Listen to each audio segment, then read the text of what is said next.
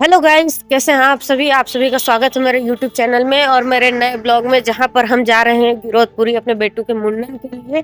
और उसे तो पता ही नहीं कि उसका मुंडन होने जा रहा है, वो बस जा रही है घूमने के लिए। अभी 6 महीने की है, छोटी सी बेटी है।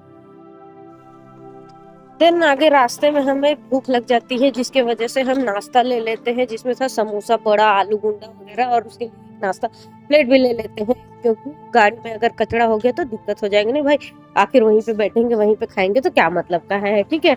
अब उसके बाद जैसे ही आगे बढ़ते हैं, हम नाश्ता अपने घर के पास से करते हैं। बिट्टू का मुंडन बहुत पहले से सोच कर रखे थे, लेकिन फिर फाइनली 9 फरवरी को जाना हुआ। और इतने दिन बाद ब्लॉग शूट हो रहा है, तो इसलिए आप सोचिएगा मत भाई, क्योंकि मुझे टाइम नहीं मिल पा रहा था। ठीक है। अब टाइम नहीं मिलने के कारण क्या है कि मुझे ब्लॉग शूट करने, एडिट करने, फिर वॉइस रिकॉर्डिंग करने में बहुत ज्यादा समय लग जाता है, इसकी वजह से आप नहीं हो पा रहा था। ठीक है। अब उसके बाद हम मिलते हैं आपको थोड़ी देर में। तो आप रास्ता को देख रहे हैं कितना बेहतरीन है। ठीक है। ये गलती से हॉरिजॉन्टल ना होने के बाद वर्टिकल हो गया था, जिसके वजह से ये आपको इस तरीके से मिल रहा है ब्लॉग में। ठीक है। तो और लेते भी नहीं बन रहा था, एक्चुअली कार में पीछे बैठना पड़ा था। सबसे छोटे होने से वही दिक्कत होता है भाई, पीछे ढकेल देते। ठीक है। अब उसके बाद क्या हो रहा है कि ये सभी बैठे हैं सामने। ठीक है। अब रास्ता में जो है पड़ने वाला है कि मतलब रास्ता बहुत बेहतरीन है। ठीक है। बहुत सारे तालाब वगैरह पड़ते हैं इस रोड में। बलौदा बाजार होके जाते हैं। ठीक है। बलौदा बाजार से होकर जाते हैं गिरौदपुरी। अभी पहुंचे नहीं है हम लोग बलौदा बाजार, क्योंकि वो आपको सेकंड पार्ट में देखने को मिलेगा। क्योंकि और ये है आपका नदी। ठीक है। महानदी। तो महानदी जो है यहाँ पर पूरी तरीके से फैला हुआ है। ठीक है। कुछ लोग महानदी में क्या करते हैं कि वहां पर जैसे ही खाली हो जाता है थोड़ा सा जगह और वहां पर रेत रहता है ना, तो वहां पर कलिंदर लगा देते हैं। कलिंदर यानी कि तरबूज। ठीक है। तो तरबूज लगा देते हैं, जो कि गर्मी में मिलता है। और लगभग ठंड के आते आते ना पानी सूख जाता है। और इस महानदी में आपको नाव की सवारी करने को भी मिलती है। वो देखिए, आपको दिख रहा है ना, दो दो नाव इधर है, फिर किनारे में और ज्यादा नाव रखे हुए हैं। ठीक है।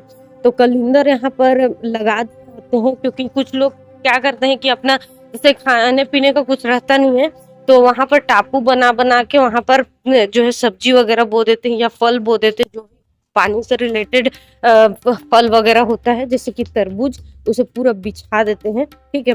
ताकि वो गर्मी में बेचने लायक हो जाए। उसके बाद हम वहां से निकल जाते हैं, तो पहुंचते हैं आपका है आपका ये है भाटा पारा रोड। ठीक है। ये अभी हम पहुंचे हैं भाटा पारा। ठीक है। लगभग 2 घंटे के बाद हम भाटा पारा पहुंचते हैं। और ये है उसका,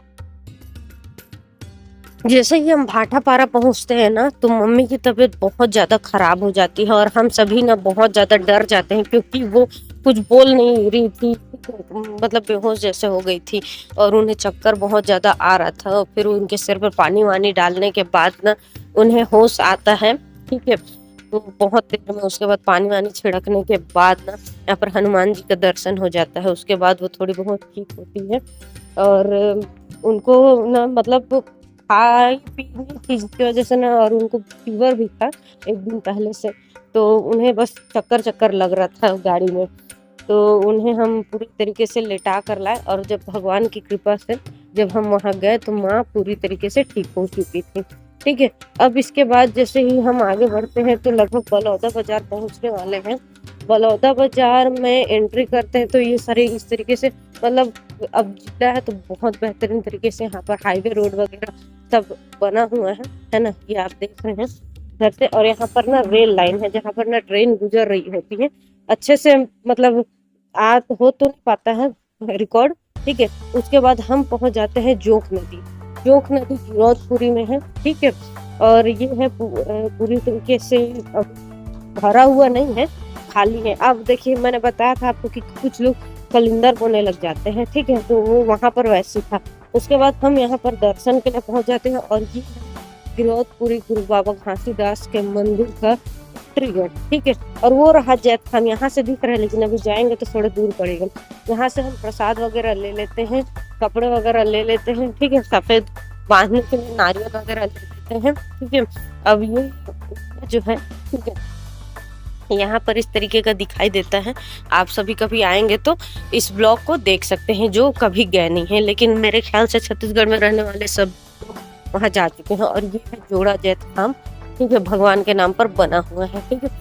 अब इसके बाद यहाँ पर नीचे में इस तरीके से चबूतरा टाइप का बना हुआ रहता है, ठीक है। और ये सारे नारियल्स अपने मन्नत जिन लोगों की भी रहती है, ठीक है, इच्छा पूर्ति के लिए बांधे रहते हैं, ठीक। उसके बाद यहाँ के पंडित क्या करते हैं, इसे निकाल लेते हैं। 1 साल 2 साल ऐसा रहता है ना, तो प्रसाद बना के बांध देते हैं, वो सब में बढ़ जाता है।